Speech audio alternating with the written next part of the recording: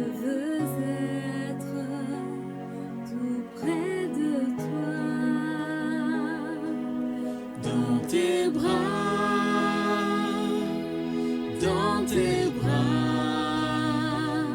oui, je veux être dans tes bras,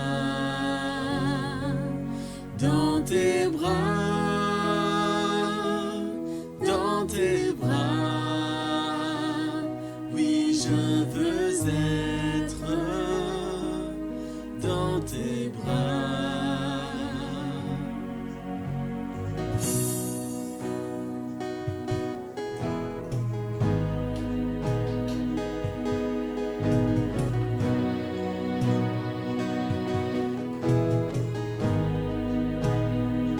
Chantons ce chant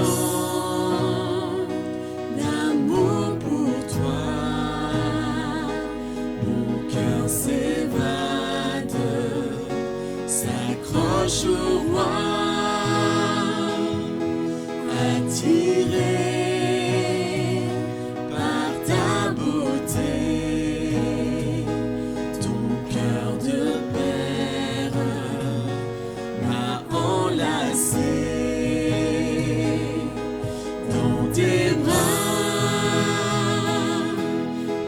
tes bras, oui, je veux être dans tes bras, dans tes bras, dans tes bras, oui, je veux être dans tes bras.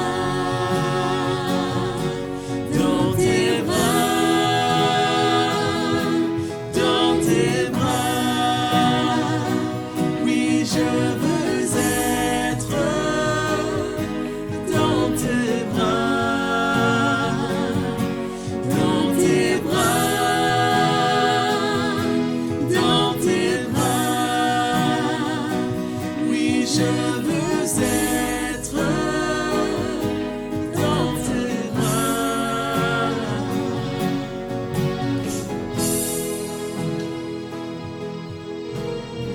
Notre Père d'amour te serre dans ses bras. Je vous souhaite de rester comme cet enfant qui cherche ça. Je te remercie Seigneur parce que tu n'abandonnes pas ceux qui te cherchent. Dieu t'aime infiniment et il veut prendre soin de toi. Que le Seigneur te garde et te bénisse. Un instant dans tes parvis vaut mieux que 1000 ailleurs. Je veux vivre près de ton cœur, voir ta gloire remplir ma vie et plus qu'une prière. Je veux vivre près de ton cœur.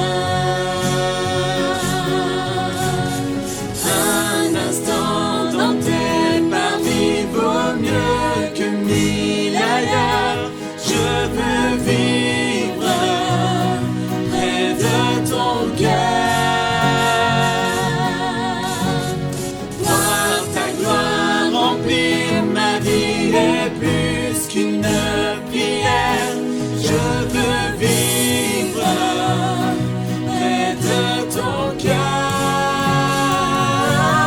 dans tes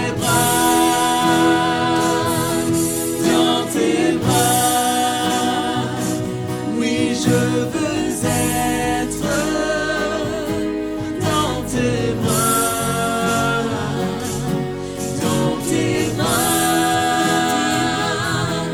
dans tes bras. Je veux être dans tes bras,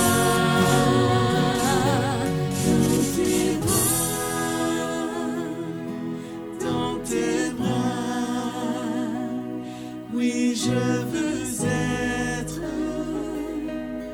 dans tes bras, dans tes bras, dans tes bras. Oui, je veux être dans tes bras.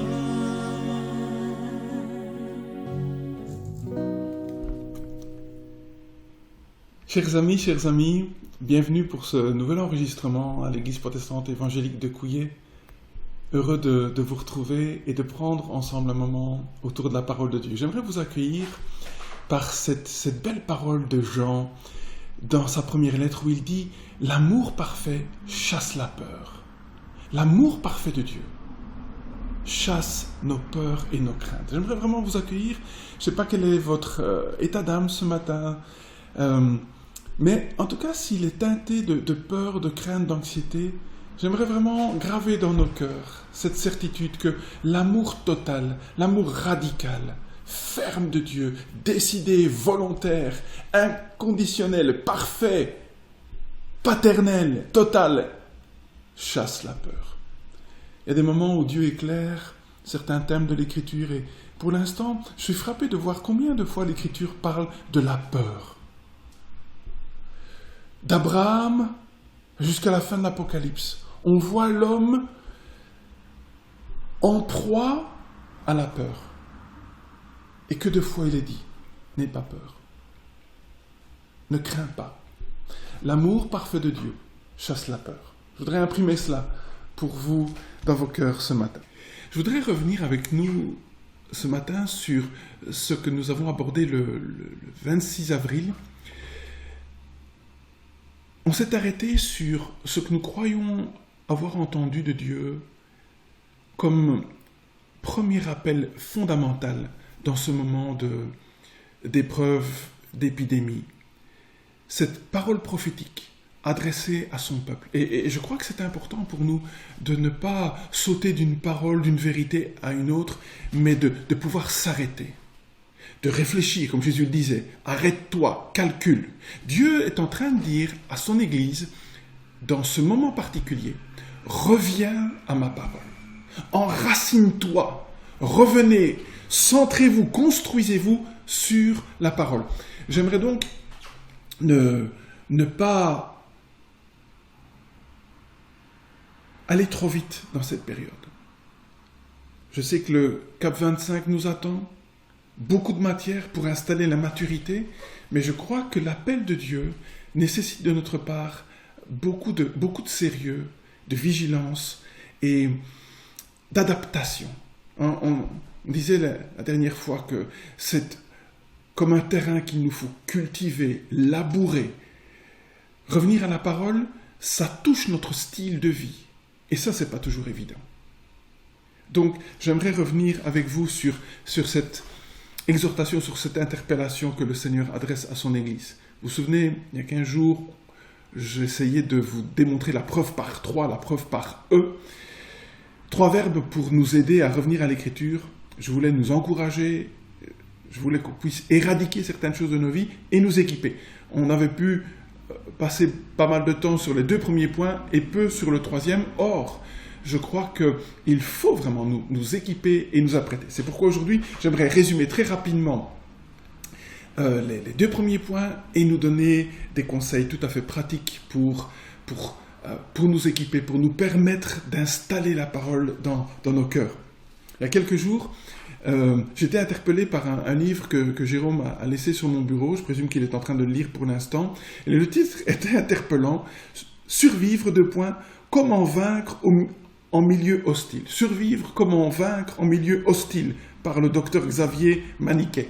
Alors je me suis demandé au premier temps s'il avait un message particulier à m'adresser, et puis j'ai remarqué qu'il aime les randonnées, les longues randonnées en pleine nature, et en fait ce livre aborde et donne des conseils pour vivre en milieu hostile. Plein de bons conseils. Et bien sûr, je réfléchissais au niveau spirituel en me disant, mais tout compte fait, c'est la même réalité pour nous. Il nous faut survivre aussi dans un milieu hostile, parce que c'est vrai que la vie et la vie spirituelle, ce n'est pas que combat, ce n'est pas que survie, ce n'est pas que hostilité. Très certainement, c'est plein de bonnes choses. Mais la vie spirituelle, ça sera toujours un combat. Il y aura toujours place pour des tribulation. La Bible dit que nous sommes confrontés à 3 ennemis, ma propre nature, ma propre chair, ma vieille nature, la philosophie du monde et Satan, jusqu'au bout. Donc, je vais devoir apprendre à survivre dans un milieu hostile. C'est vrai que la grâce de Dieu m'entoure, du début à la fin de ma vie, que Dieu m'entoure de sa puissance, d'une légion d'anges autour de son Église, sa providence est là, c'est vrai, mais toujours dans un contexte d'hostilité, de combat contre moi-même, contre un ennemi spirituel. Je vais devoir apprendre à vivre face à cette pandémie spirituelle. C'est pourquoi je crois que le premier appel que le Seigneur adresse à son Église doit résonner, et écrivez-le comme vous le voulez, résonner dans nos cœurs. Église, reviens à ma parole. Reviens à ma parole, enracine-toi. Notre premier moyen pour survivre, de survivance, c'est la parole de Dieu. C'est vraiment la parole de Dieu. Et j'aimerais graver ça dans nos cœurs. Jésus disait, en pleine tentation, après 40 jours de jeûne, l'homme ne vit pas de pain seulement. Et il avait faim. L'homme ne vit pas de pain seulement. L'homme ne vit pas seulement de la relance économique, certes importante, mais l'homme vit, tu vis, l'Église vit, tout homme vit de la parole de Dieu. C'est pourquoi nous avons besoin de nous ancrer, de nous enraciner dans la parole de Dieu. Alors dans cette introduction, j'aimerais nous rappeler, et gardez ça à l'esprit, quand je parle de la parole de Dieu, et de la lecture de la parole de Dieu, je ne vais jamais plébisciter une lecture purement intellectuelle. Certes, elle aura sa place, il y a place pour la réflexion, pour l'étude de la parole. Mais la première lecture, j'ai envie de dire, la vraie lecture de l'Écriture, elle est d'abord spirituelle. Elle est d'abord spirituelle, c'est-à-dire sous l'impulsion du Saint-Esprit. Je ne suis pas appelé à lire la Bible seul. J'aime cette formule, c'est Dieu qui me lit sa parole. J'ai besoin de l'illumination du Saint-Esprit. Je crois vraiment que le miracle qui a permis que des hommes écrivent de la part de Dieu, nous donnent ces livres, ces 66 livres inspirés, il me faut le même miracle, jour après jour, pour qu'elle devienne parole de Dieu. Elle l'est, mais elle doit devenir pour moi. J'ai donc besoin du miracle de l'illumination du Saint-Esprit. Donc, je ne suis pas en train d'encourager seulement une lecture intellectuelle, mais une lecture spirituelle, sous l'illumination du Saint-Esprit. Un auteur que j'aime beaucoup, Tozer, disait dans un de ses livres, « Le grand besoin de personnes spirituellement affamées est double. Il est d'abord de connaître les Écritures, en dehors desquelles on ne peut connaître la vérité conduisant au salut, connaître les Écritures, et deuxièmement, être éclairé par l'Esprit sans lequel les Écritures ne peuvent être comprises. Double besoin. L'Écriture et le Saint-Esprit. Quelqu'un disait, si j'ai l'Esprit dans le cœur et la parole dans la main, j'ai tout ce qu'il faut. Je le crois vraiment. Je le crois vraiment. Revenir à ma parole. Donc, rapidement, encore nous encourager, encore veiller à enlever, à éradiquer ce qui est nécessaire, et puis nous équiper. Pour nous encourager, j'aimerais lire un texte avec vous dans la première épître de Pierre, au chapitre 2. Je vous laisse prendre le texte, et j'en profite pour vous dire aussi, peut-être prenez de quoi écrire, puisque j'aimerais vous laisser des conseils tout à fait pratiques. J'aimerais vraiment nous équiper, et pendant que vous prenez feuilles et les bics, j'aimerais souhaiter bonne fête à toutes les mamans, vous remercier pour tout ce que vous faites, pour vos familles, pour vos enfants, pour votre conjoint, soyez fêtés. On peut élargir un peu plus là, maintenant. Bonne fête à toutes les mamans. 1 Pierre, chapitre 2, verset 2 et verset 3. Je vous rappelle que Pierre écrit à des chrétiens qui sont un peu dans notre situation, dispersés, étrangers, confinés, étrangers là où ils vivent, sans identité, on pourrait dire, et il va les exhorter, et il va les encourager, et notamment, écoutez bien ce qu'il dira, comme des enfants nouveau-nés, désirez le lait pur de la parole. Ainsi, grâce à lui, vous grandirez pour le salut, si du moins vous avez goûté que le Seigneur est bon. Désirez comme des enfants nouveau-nés le lait de la parole. Vous savez comme moi que l'Écriture utilise beaucoup d'images, j'en ai mentionné plusieurs la fois passée, qui illustrent sa valeur, sa pertinence. L'Écriture qui est une lampe pour nous, qui est une encre, qui est comme un feu, comme un marteau, une pluie qui arrose comme au printemps. Elle est une nourriture, c'est une vérité qui émonte, c'est du pain, c'est la lumière, c'est une épée, c'est la vitalité de la vie spirituelle. Et Pierre nous dit ici que la parole, c'est comme du lait. Le lait pur, le lait non frelaté, le lait qui est la nourriture première pour l'enfant, qui va lui permettre de croître, une nourriture indispensable pour la croissance. Aujourd'hui, c'est l'anniversaire de notre premier petit-fils, et les parents font toujours de si belles photos. Et pendant les 12 premiers mois, ils ont pris l'habitude de faire une photo de Baptiste au même endroit, avec les mêmes objets, dans le même cadre, 12 petites photos, et c'est tellement bon de le voir et de voir la croissance, de voir comme il a grandi, la croissance. Désirer le lait de la parole pour grandir. Est-ce que nous réalisons, quel que soit notre âge, qu'il y a un appel, qu'il y a une dynamique en nous pour la croissance? Je ne peux pas rester mois après mois, année après année, ou même à la même photo, au même stade.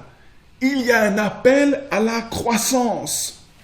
C'est pourquoi, dit Pierre, il y a cet appel. Désirer comme des enfants. Quand l'enfant a soif, quand il a besoin du lait de la maman, plus moyen de le divertir par autre chose. Il faut l'allaitement, il faut le biberon. Ce verbe grec fait appel à un verbe qui parle d'une aspiration tellement intense. Aspirer intensément, comme Psaume 42, la biche qui soupire après de l'eau. Parce que la raison, elle n'est pas conditionnelle. La préposition si n'est pas, à mon avis, la meilleure traduction, parce qu'en grec, le mot ei veut aussi peut-être aussi traduit par puisque vous avez goûté que Dieu est bon. Désirez sa parole parce que vous savez que celui qui va vous parler, celui qui va vous enseigner, il est bon. On a parlé dernièrement de la joie, et je vous disais que c'est impossible de vivre la vie chrétienne si on n'a pas cette joie et cette paix de Dieu. Je crois aussi, écoutez bien, que vous ne pourrez pas développer une soif de la parole, désirer ce lait, cette nourriture, cette lumière, si vous ne goûtez pas que Dieu est bon. Je crois que le message premier de l'Écriture n'est pas d'abord de nous juger, de nous écraser, de nous culpabiliser, de nous placer sous toute une série de commandements, mais de nous faire comprendre, nous qui sommes sortis du jardin d'Éden, nous nous sommes cachés parce que nous avions peur de Dieu. Dieu nous écrit pour nous dire « Je suis bon pour toi. Je suis bon pour toi. » Dans un contexte, dans un monde abîmé par le péché, par la maladie, par les virus, le premier message que Dieu veut adresser à son peuple, il y a tous les hommes. Goûtez que je sois bon, que je suis bon. La première fonction de la parole de Dieu, c'est de nous amener à découvrir l'amplitude de la bonté de Dieu. Alors, bien sûr que Dieu ne se résume pas qu'à sa bonté, qu'à son amour. Très certainement, Dieu est saint, Dieu est juste. Mais ce qui nous, tous ses attributs, ce que Dieu veut d'abord mettre en avant dans nos vies, le prisme par lequel nous pouvons regarder cette lumière, c'est sa bonté. Je voudrais vraiment nous encourager. La parole de Dieu, c'est un lait. Pour ceux qui aiment le café, c'est un café au nectar, au goût tellement extraordinaire, qui nous permet de nous ancrer, nous enraciner dans la bonté de Dieu. C'est notre cadeau, c'est notre trésor, c'est notre richesse. David disait, ta parole vaut mieux que 1000 objets d'or. Dieu nous parle Il a dit, Jésus disait, mes brebis entendent ma voix. L'onction de Dieu est en nous, elle nous enseigne toutes choses. L'image de l'onction, c'est l'image de l'huile qui coule, qui met à part. Tous les objets du temple de l'Ancien Testament étaient pratiquement loin. Nous le sommes par la venue de l'Esprit. Et cette onction, dit Jean, elle nous enseigne sur toutes choses. Survivre dans un milieu hostile par la parole de Dieu. Par la parole de Dieu. Mes bien-aimés, soyez des amoureux de la parole. Ayez soif, ayez faim de la parole. Deuxièmement, éradiquer. Il y a des mots qu'on entend beaucoup pour l'instant. Expert, je vous en parlais dernièrement, mais aussi le mot risque. Le mot risque. Je crois que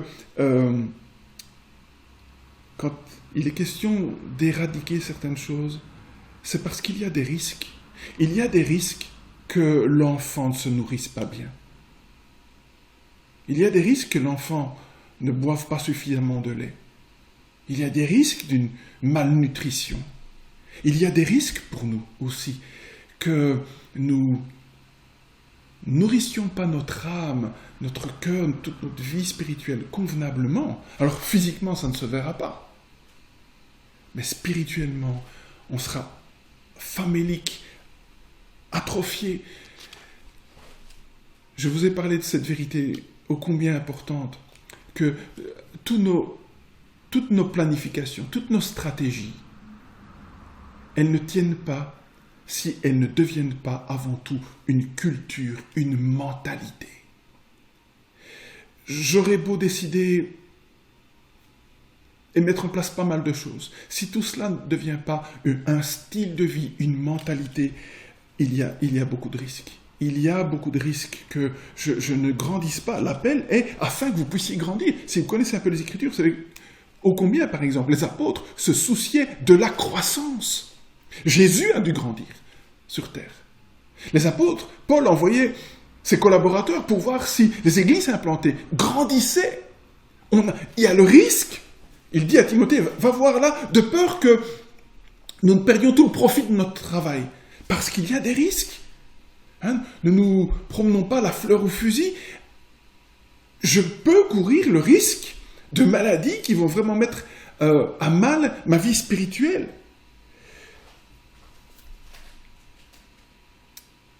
Je vais peut-être juste épingler le risque de la paresse. C'est un défaut dont notre société ne parle pratiquement plus jamais. On ne parle plus de la paresse des élèves. On va plutôt reprocher aux professeurs de ne pas avoir bien donné cours. La paresse, le comportement d'une personne qui évite l'effort. Le comportement d'une personne qui évite l'effort. Le goût pour l'oisiveté. C'est Calvin qui disait « L'oisiveté, c'est la mère de tous les vices ». Dernièrement, quelqu'un citait Calvin qui disait je suis obligé d'écrire des commentaires parce que les chrétiens sont trop paresseux. La paresse, ça nous guette vraiment, particulièrement dans la lecture de la parole de Dieu. Ça va nécessiter des efforts, un style de vie. Détectons peut-être les endroits de nos vies où spirituellement nous sommes peut-être paresseux. Alors troisièmement, on va prendre du temps pour s'équiper. Je voudrais vraiment être pratique et nous donner, quel que soit notre cheminement, notre étape de croissance, des conseils pour aller plus loin. J'aime ce texte où Jean s'adresse aux petits-enfants, aux jeunes gens et aux pères et aux mères. On voit qu'il y a une progression. On voit qu'il y a une gradation dans la vie spirituelle. Si tu es enfant, tu dois viser l'adolescence, être un jeune homme, une jeune femme. Et on ne restera pas comme cela. On doit devenir des pères et des mères. Et on a besoin de mettre en place toutes des méthodes, des moyens, des actions nutritionnelles. Je vais aborder 3 choses en développer essentiellement deux. Je crois que au niveau de la parole, il nous faut tous, premièrement, lire. Lire. Ensuite, de la lecture, il me faut passer à la méditation. Ces deux premiers points sont vraiment essentiels. Et puis, régulièrement, très régulièrement, il me faudra étudier. Étudier après avoir lu, méditer et prendre des temps pour l'étude. La lecture de la parole. Quand je lis l'Écriture, je dois vraiment savoir que c'est le moyen par excellence pour avoir une juste perspective du monde dans lequel je vis, une juste perspective sur ma personne, mon identité, mon rôle dans le monde. La lecture quotidienne de la parole va me donner la juste perspective de la personne de Dieu, de ce qu'il est, de ce qu'il fait, va me donner les justes valeurs, ce que Dieu veut, ce que Dieu aime, ce que Dieu déteste, les valeurs temporelles, les valeurs éternelles. La lecture va me permettre de découvrir le plan de Dieu, les conseils de Dieu, comment prendre de bonnes décisions, comment surmonter les tentations, comment accroître les connaissances sur moi, sur Dieu. C'est le moyen par excellence pour croître spirituellement, pour m'alimenter. J'ai besoin d'être en contact, j'ai besoin de boire ce lait, de boire l'eau de la parole, de me nourrir jour et nuit de la parole. La lecture. Le problème, c'est que face à ces trois étapes de nutrition, lecture, méditation, étude, souvent les chrétiens se sentent désemparés.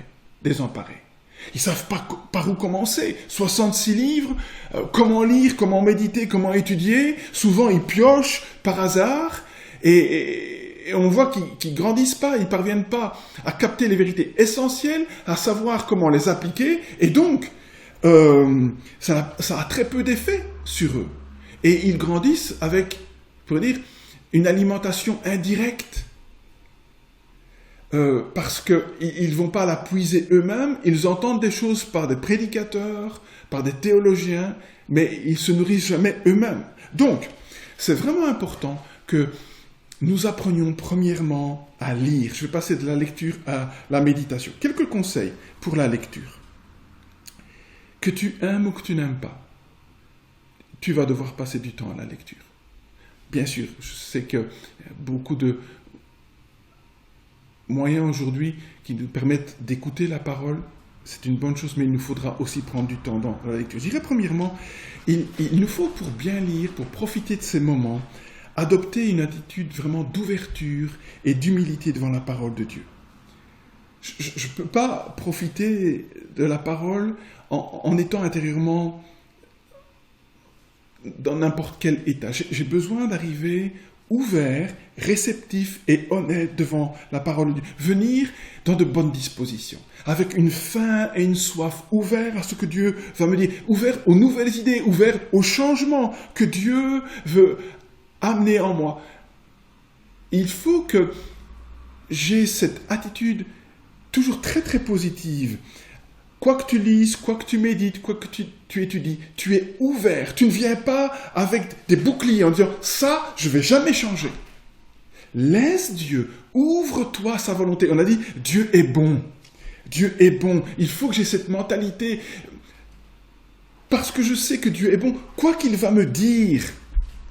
Des chrétiens parfois qui ont tellement peur de lire des textes d'exhortation, d'avertissement, des conditions que Jésus va poser pour être disciple, tout de suite il y a des boucliers, il y a des peurs. Mais quand je sais que tout ce qu'il me dit est tellement bon, je peux être ouvert. Ce qu'il va poser en moi sera bon. N'oublie pas que tu lis pour rencontrer Dieu. Je voudrais vraiment poser ça comme fondement. Je lis l'Écriture pour rencontrer Dieu, pour mieux connaître Dieu. Premièrement, c'est ça que je cherche. Connaître ma maison, connaître la culture d'en haut. Je vous dis, la première chose que je cherche quand je lis, c'est à capter quelque chose sur le ciel, capter quelque chose sur la culture où je vais vivre. Je suis déjà résident.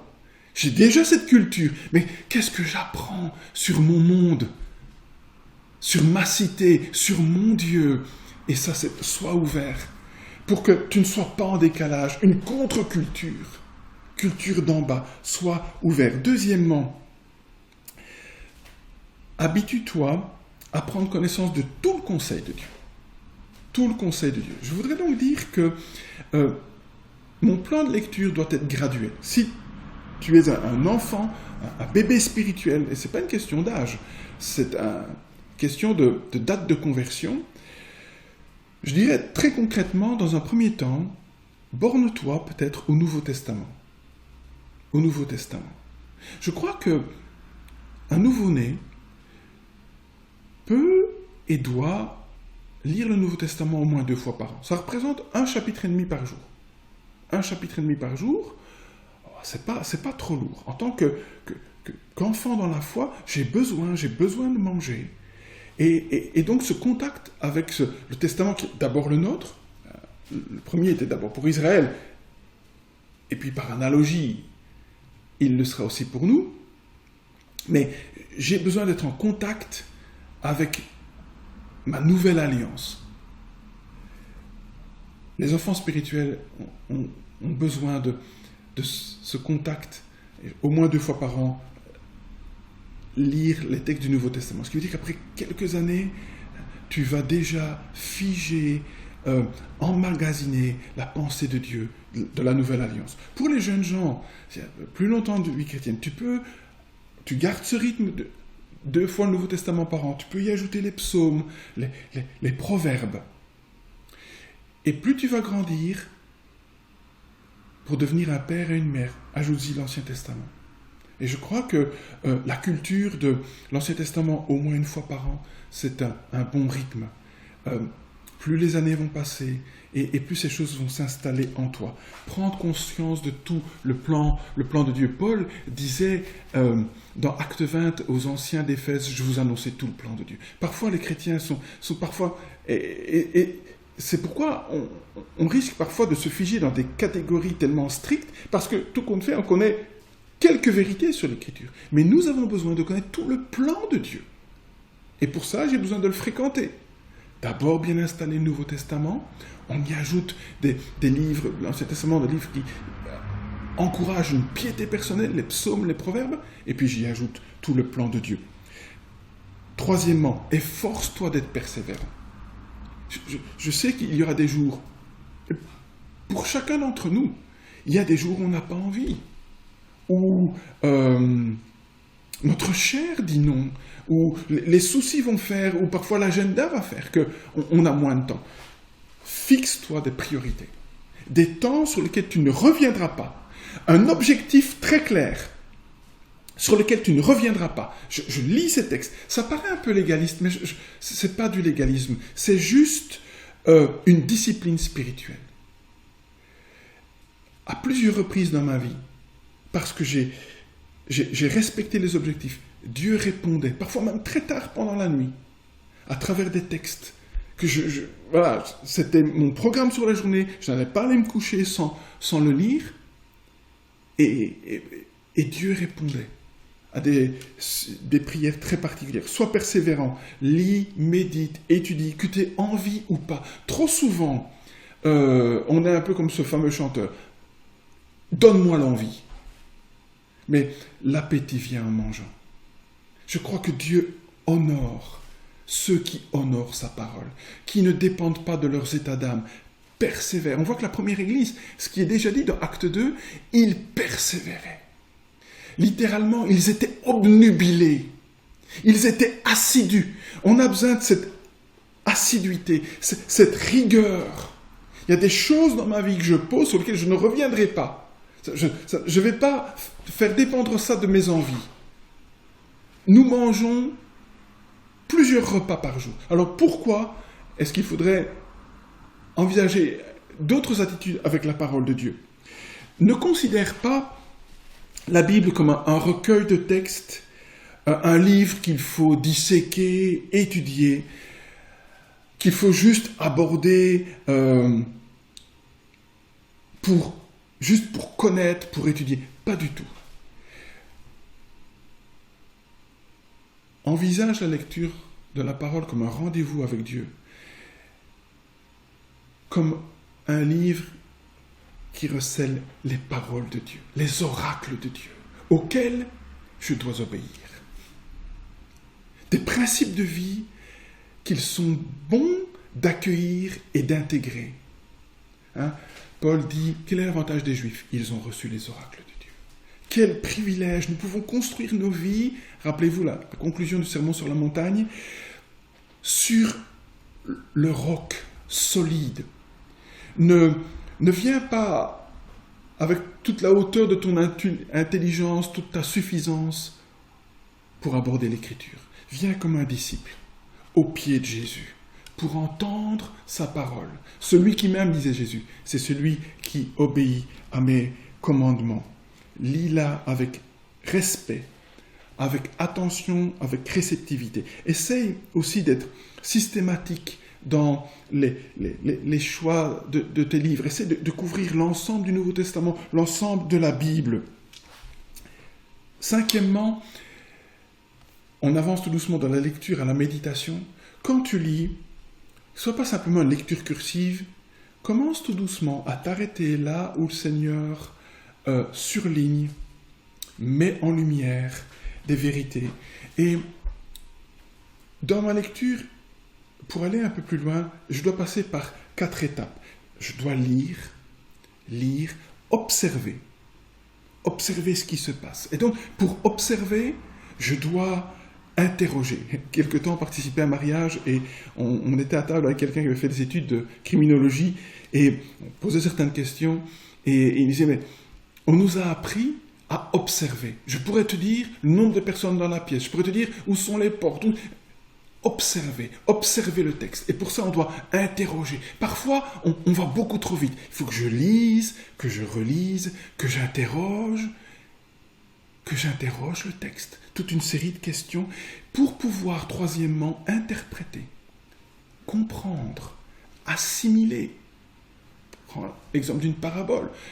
Les apôtres, très souvent, posaient les questions à Jésus, mais explique-nous. Il faut que je lise, que j'observe, que je comprenne, pour pouvoir interpréter. Parfois, on est étonné de voir comment les chrétiens interprètent mal l'Écriture.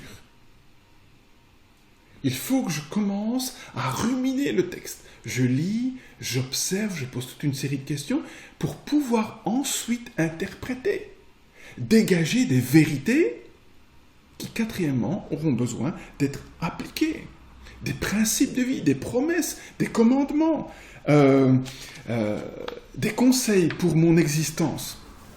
Utilise vraiment un plan de lecture, note sur des fiches le fruit de tes lectures, que tu aies toujours peut-être une fiche sur toi qui résume un verset, une vérité que tu peux reprendre dans les longues files d'attente.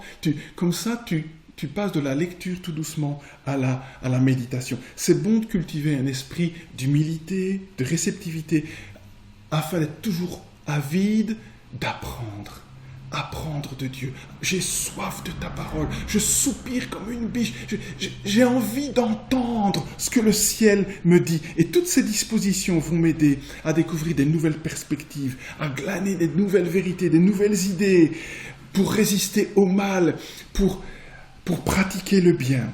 Lecture. Dis-moi ce que tu lis.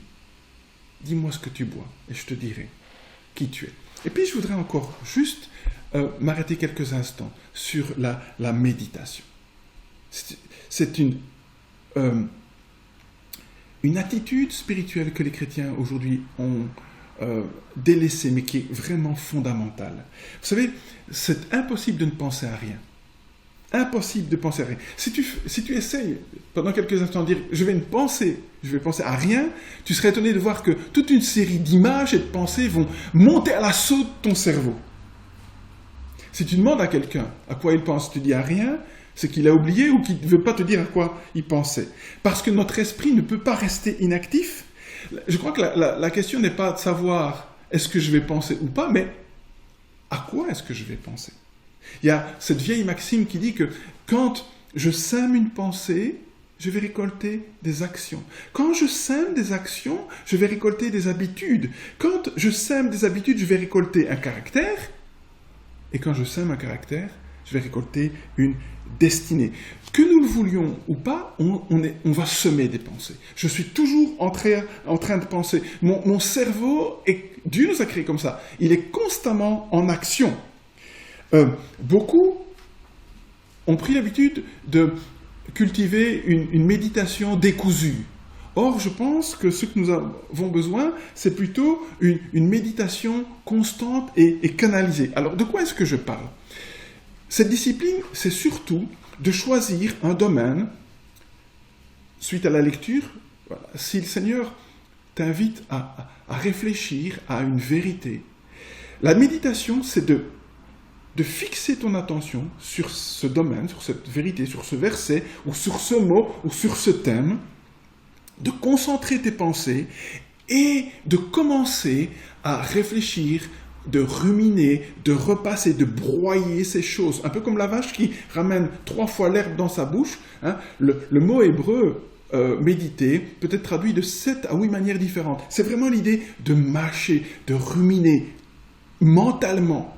Je choisis le thème de la vérité que le Seigneur impose à mon cœur, l'idée maîtresse de ma lecture, et je vais commencer à installer intérieurement une réflexion, une méditation. La toile de fond dans mon cœur, dans mon esprit, pendant toute la journée, ce sera cette vérité. Ce matin, par exemple, comme ça je prends un exemple,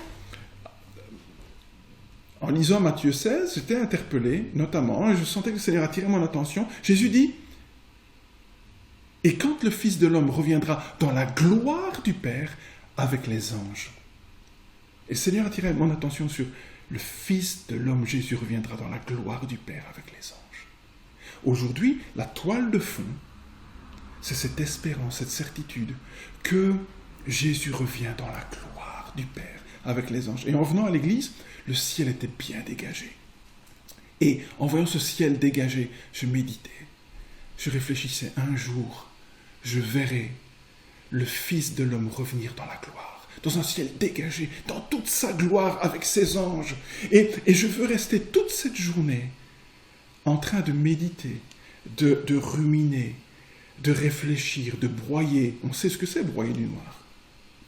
De s'inquiéter. Ici, on broie du blanc. On broie la parole de Dieu.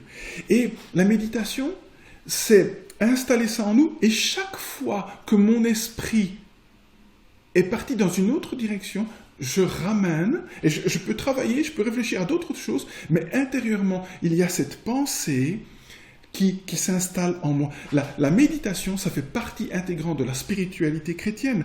Et je sais qu'il y a certains chrétiens qui ont une vision très négative, comme si la méditation était perdre la conscience de soi. L'Écriture ne va pas du tout dans ce sens-là. Les psaumes nous disent au contraire que c'est raviver la conscience de soi, mais la conscience de Dieu en nous. Médite la parole de Dieu jour et nuit.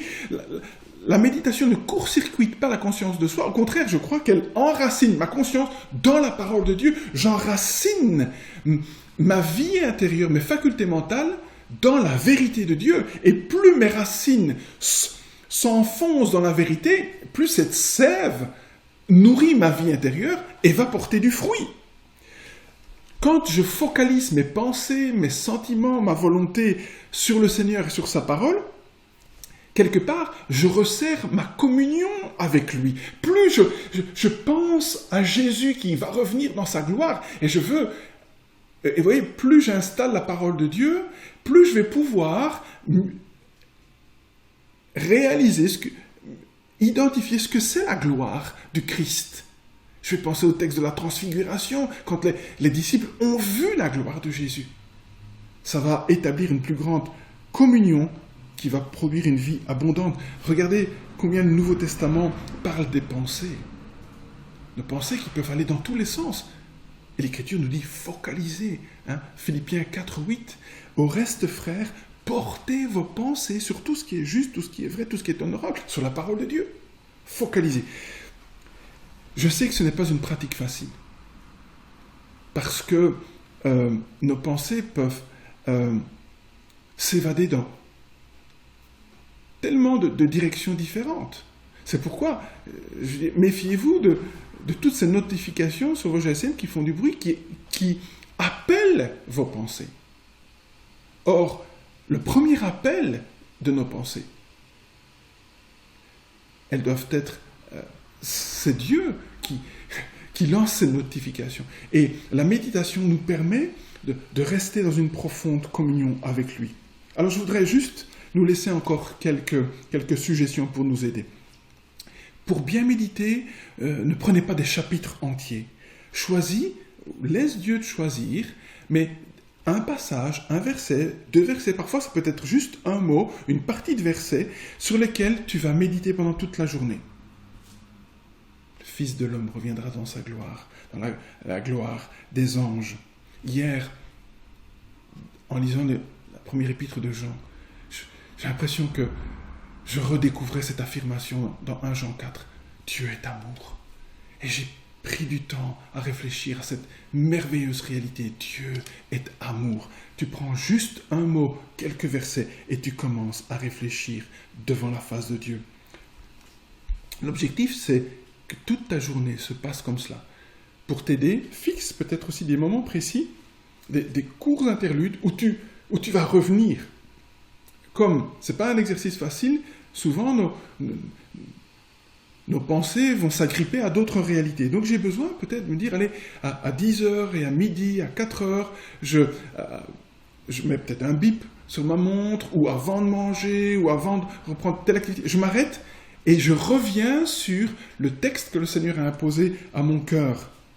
Troisièmement, il faut que tu puisses faire travailler toute ton imagination pour visualiser les concepts. En voyant le ciel ouvert, ça m'a aidé à essayer de visualiser ce que pourrait être le retour de Jésus. Je vais me plonger dans chaque mot, dans le contexte historique du verset pour comprendre ce que Jésus disait dans ce Matthieu 16.